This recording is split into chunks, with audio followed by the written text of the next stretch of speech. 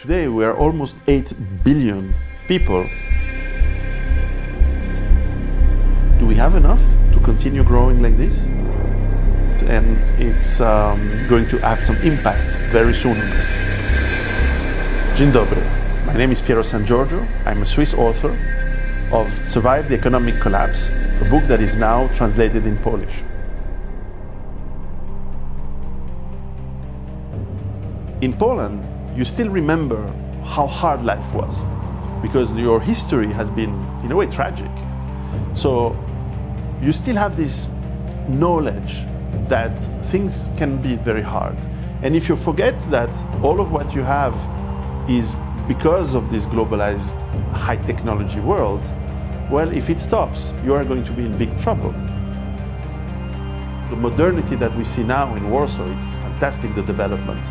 Well, be careful, because it is also leading you to fragility.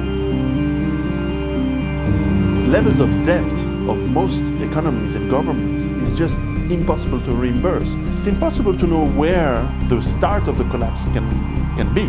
The pollution of the oceans, the lands, the rivers, the decrease of species around the world is a problem today.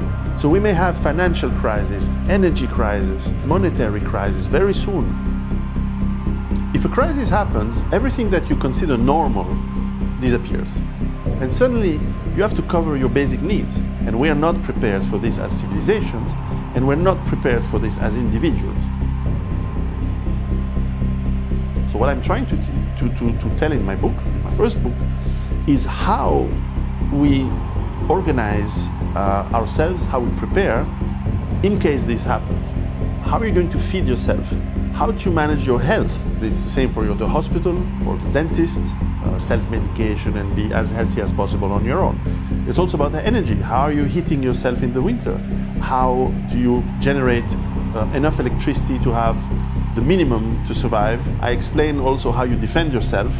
And of course, this is probably the most important, how we can create the networks and the bonds between the people so that we can help each other in times of crisis. The risks are here, and I try to explain in my book. You can prepare yourself to survive as a country, as Poland, for a difficult crisis that is coming in the future. This is something that we need to do today.